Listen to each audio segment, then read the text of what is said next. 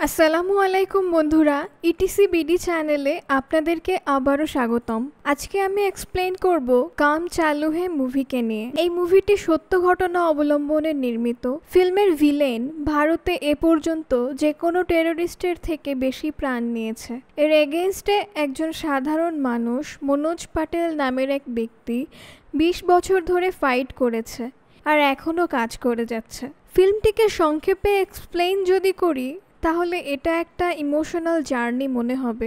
গল্পটি খুব বেশি বড় নয়। রাজপাল ইয়াদব এই ফিল্মে প্রধান চরিত্রকে লিড করেছে, যাকে সবাই একজন কমেডি অ্যাক্টর নামে চেনে। তবে এই ফিল্মে তিনি আবারও প্রমাণ করেছেন যে তিনি একজন বহুমুখী অ্যাক্টর। তার গত মুভি আর্থে অসাধারণ অভিনয় করার পরে আবারও তার অভিনয়ের বহুমুখী গুণ প্রগাঢ় করে দেখিয়েছেন। তো সময় নষ্ট না করে গল্পটি শুরু করা যাক।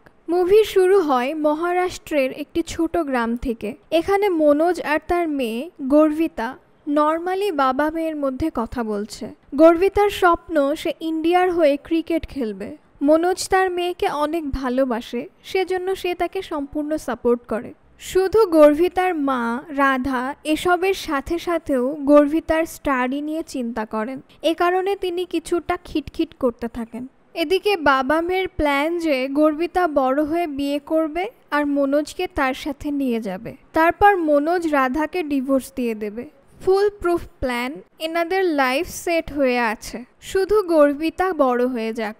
মনোজকে পুরো ফিল্মে গর্বিতাকে ভালো ভালো কথা শেখাতে দেখা যায় আর মনোজ তার মেয়েকে প্রতিদিন প্র্যাকটিস করাতে নিয়ে যায়। সেখান থেকে ফেরত এসে রাধা গর্বিতাকে স্কুলে পাঠিয়ে দেয়। গর্বিতা খেলাধুলার সাথে সাথে লেখাপড়াতেও অনেক ভালো করে। ওর কোচ ওকে আর একটু ইমপ্রুভমেন্ট করতে বলেছে। এরপর গর্বিতা ডিস্ট্রিক্ট লেভেলে ক্রিকেট খেলতে পারবে, তারপর ইন্ডিয়ার জন্য খেলবে। আর রাধা চায় তার পার্লারের কোর্স করতে।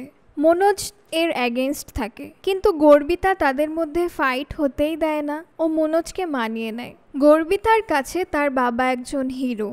আর কিছুদিন প্রশিক্ষণের পর গর্বিতা আগামীকাল মুম্বাই যাবে ডিস্ট্রিক্ট লেভেলে খেলতে। মনোজের পরিবার অনেক খুশি ছিল, কিন্তু রাস্তায় একটি গর্তের মধ্যে মনোজের স্কুটি পড়ে যায় আর গর্বিতার মাথায় পাথরের আঘাত লাগার জন্য মাথায় চোট লাগে। মনোজ ওকে কোলে তুলে নিয়ে হাসপাতালে যায়, কিন্তু ডক্টরস তাকে বাঁচাতে পারে না। শুধুমাত্র একটা গর্তের কারণে মনোজের পরিবারের সব আনন্দ হারিয়ে যায়। গর্বিতা মনোজের সবচেয়ে ক্লোজ ছিল আর গর্বিতার মৃত্যুর পর সে পাগলের মতো হয়ে গিয়েছিল। কখনো খেলার মাঠে আর স্কুলে গর্বিতাকে খুঁজতে চলে যেত। কখনো কখনো তো সে গর্বিতাকে দেখতেও পারত। রাধা তাকে সামলাতে পারছিল না। তারপর মনোজ রাস্তায় আবারও সেই রকম একটি গর্ত দেখতে পায়, যার জন্যই গর্বিতার মৃত্যু হয়েছে। তো মনোজ সেই গর্তের অ্যাগেনস্ট পুলিশ স্টেশনে কমপ্লেন লেখাতে চলে যায়। মনোজের জন্য পুলিশের সহানুভূতি তো আছে, কিন্তু একটি গর্তের অ্যাগেনস্টে কি কমপ্লেন লেখাতে পারত? তাই তিনি মনোজকে ওই ব্যক্তিকে খুঁজে বের করতে পাঠায় যে এই গর্তটি বানিয়েছিল। তখন মনোজ বিএমসি অফিসে যায় আর ওখানে ৪ মাস ধরে অজুহাত শুনতে থাকে যে আজ অফিসার বিজি আছেন, আজকে তিনি ছুটিতে আছেন, আগামীকাল আসেন। এরপর ৪ মাস পেরিয়ে যাওয়ার পরে যখন মনোজ অফিসারের সাথে দেখা করতে পারে, তিনি মনোজকে কন্ট্রাক্টরের কাছে যেতে বলেন। ভাঙা রাস্তার জন্য ওই কন্ট্রাক্টর দায়ী তারা নয়, তারা তো শুধু তার মেয়ের বদলে ক্ষতিপূরণ দিতে পারেন। তবে মনোজ আর রাধা ক্ষতিপূরণ চায় না, বিচার চায়। তখন তিনি সেই কন্ট্রাক্টরের কাছে যায়। মনোজ এখন জেনে গিয়েছিল যে তার মেয়ের ডেথ কার জন্য হয়েছে।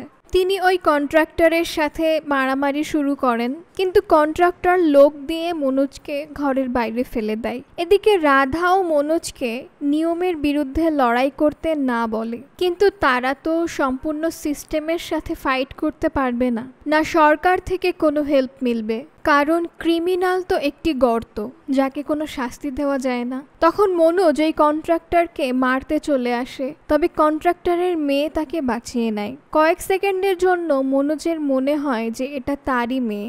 তারপরে মনোজের পাগলামি ঠিক হয়। তিনি তো কোনো বাচ্চাকে অনাথ করে দিতে পারেন না।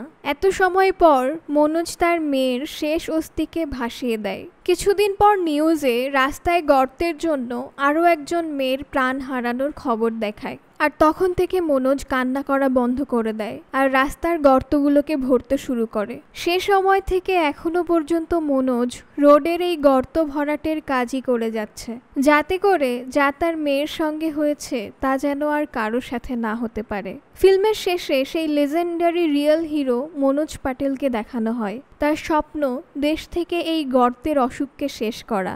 এর সাথেই এই মুভিটির দি এন্ড হয়। তবে মনোজের কাজ এখনো চলছে। তো ভিডিওটি কেমন লেগেছে তা অবশ্যই আমাকে ভিডিওর নিচে কমেন্ট বক্সে জানাবেন।